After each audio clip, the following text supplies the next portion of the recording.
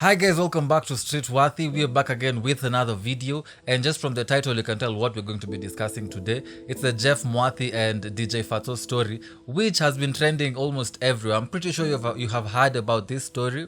And just for the people who haven't, wacha tufanya a quick recap. Kulikuwa na Jeff Mwathi, who's an interior designer who was friends with DJ Fatxo, or it was so alleged. So on this fateful day, DJ Fatxo had his cousin and his driver with him in the house, along with 3 ladies. And what happened was that his body was found at the bottom of their building, alleged to have committed. But news have now developed that the DCI have uncovered that it is no longer going to be ruled as but it is murder, and there's a lot of foul play being committed. And since it is a big investigation, not every detail is going to be released as soon as they have occurred. They want to get everything right so that they can get us the information that we need, because this is a high profile case involving a high profile individual. So yesterday the DCI finally came through and gave us what they have discovered of late. So they released a statement yesterday, and this is what they had to say. So this is the DCI Kenya's Twitter page, and this is the progress report on the death of Geoffrey Mwathi Ngugi. Compared to a Geoffrey, I just thought Jeff was his name. So this was released yesterday, March 17th. The DCI homicide detectives investigating the death of Geoffrey Mwathi, aka Jeff, that occurred on February 22nd, 2023, has concluded its first phase of the investigation. The process included the interviewing of what? Oh, show the thread. The process included the interviewing of the first cluster of witnesses in the case, forensic examination of the scene, and retrieval of CCTV footages that captured the deceased's last moments. Several other DCI forensic experts assisting the homicide investigators have also collected crucial evidence, and the same are being analyzed. So they say we are now progressing to the second phase of the investigations, where several persons of interest will be interrogated and appropriate recommendations made to the ODPP. So now you can come to realize why there were no suspects arrested, because apparently the investigation is divided into 2 phases. The first one is to analyze the case and do forensic examination of the crime scene and getting the CCTV footages so that they can get the story straight. And now the next process is where they're going to be carrying out investigations of several persons of interest. And the people of interest are, of course, DJ Fatxo, his cousin who was also there, the driver who we are going to speak about very soon, and 3 other ladies who are there. One of them is Faith Mwanu, I believe is her name. There is her friend, and then another girl they picked her from the club. So I believe those are the people of interest that are going to be investigated. And once these investigations are done, I believe that is where we can move forward and see that arrests are going to be made and progress in the case is being made. Because as impatient, or not even impatient, when they are carrying out the investigations and no moves are being made, no arrests are being made, it seems like the case is not moving forward. But once these investigations are completed, I believe that's when we're going to see progress in the case. So in the meantime, they're requesting the public to be patient as they endeavor to establish the circumstances surrounding Jeff's untimely death. So now they said they are examining and retrieving the CCTV footages. So now there's this person on Facebook who's called Sam, who I do not know how he does it, but is steps ahead of this case every single time. All the timestamps, all the CCTV footages, every lead that is being made in this case, he is the one who's coming forward with this information. And so far, everything he has said has checked out right.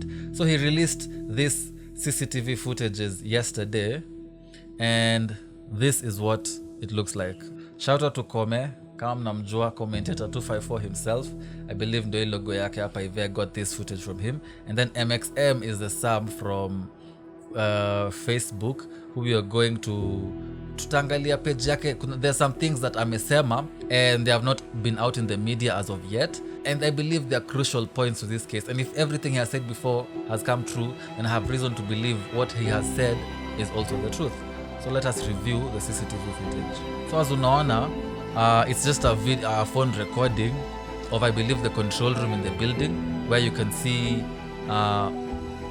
everybody walking in. Tukirewind tu kidogo, unaweza ona, you see, these are the girls and DJ Fatxo and everybody who was in the house. This is them walking in at around 3 a.m. So now, I believe this shows the footage outside. This is the ground floor, and then this is them at the parking lot. So now this is, you see the white hoodie and the pants. This is the driver and the cousin. This is after, you remember, DJ Fatxo left with the 3 girls, and then the driver and the cousin went to the ground floor to see around, and then when they went back up 7 minutes later, the body dropped. So this is them at the ground floor, at the parking lot of the building, right before the body fell. So you can see them leaving. There they are again, walking into the place where the body fell, in the parking lot. Those are cars coming in. I believe this crane is where that is them again, and the body fell right around this area here. So these are CCTV footages just showing or putting footages or like visual representation of what we know happened on the fateful night. It was morning because it happened at around 5:47 there. So as you can see, this is not footage that is out. That is the Sam that I'm telling you about, who on Facebook is the person who is the person who released this footage, and some might even saying that he is in the law enforcement somehow, because this is crucial data, or no one has this. Sindio? Thank you, Sam. So thank you, Sam. I believe his full name ni Simon. Anaitwa Simon Mwangi Muthiora. Hiyo ndio jina yake Facebook. Ukitaka more developments on this story, you can go view his Facebook page. He has everything detailed down to the T. Unaweza ona na you can like just make use of that information on your own. So I've paused this point on because as we saw on the ground floor, you can tell by the hair that this is DJ Fatxo's cousin, and this is the driver who is wearing white and black. They are both seen going down to the ground floor to see, to survey the area, and then they made a phone call, and then 7 minutes later the body fell. So they came back up using the lift, and as you can see, the driver is wearing a face mask and has gloves on.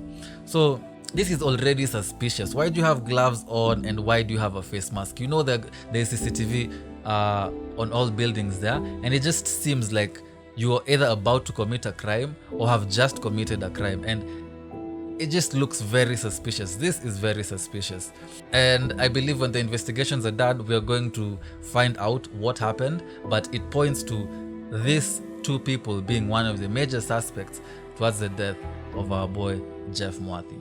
So now, moving on to Simon Mwangi's page, this is what Simon Mwangi believes to have happened. He says there was a commotion in the bedroom where Jeff was locked with 3 men, as reported by Mutanu and the 3rd girl. So Mutanu is one of the girls who was there, who is believed to be DJ Fatxo's girlfriend, and the 3rd girl is the other girl who I believe they came with from the club. So there was commotion in the bedroom where Jeff was locked with 3 men. The 3 men are probably the driver, DJ Fatxo's cousin, and DJ Fatxo himself, because if Mutanu and the 3rd girl were there, it means DJ Fatxo was also there, because they all left together. So did Jeff fight back? Yes. However, it is unclear to what extent he fought back and the injuries he sustained before he was subdued and immobilized for the fall. So that means that a lot happened right before they left. He says that they were locked with the 3 men and that he fought back, meaning something was being done to him, either violently or just something that he did not consent to. So that further goes on to prove that this was this was a murder that was committed, and Jeff was trying to save himself, but then he couldn't because there are 3 men and I believe they overpowered him. So moving on to the next slide, this news made the news. This news made the news last night on Citizen TV, and this is what they had to say.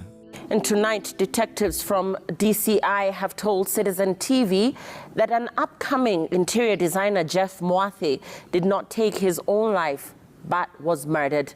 Homicide detectives probing the mysterious death of the 23-year-old ruled out suicide, insisting he was killed and thrown off from the rooftop of the 12-story building apartment in Roysambu area of Kasarani.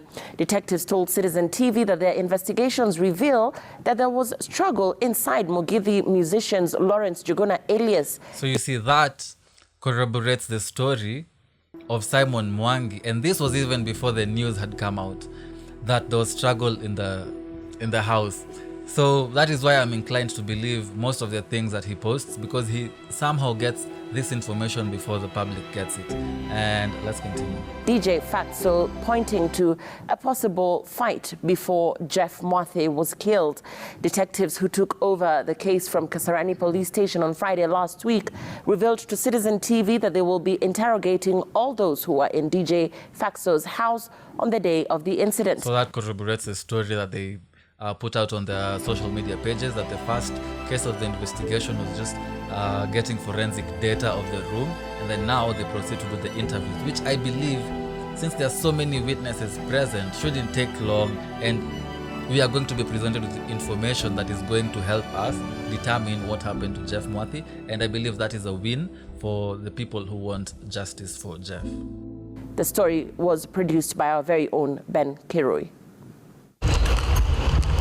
A week after detectives from the Directorate of Criminal Investigations DCI took over and began a fresh probe into the mysterious murder of Jeff Mwathi, significant progress on the case has been made. Homicide detectives handling the cases told Citizen TV this afternoon that from their probe, the 23-year-old interior designer was murdered and did not jump to his death, as earlier reported.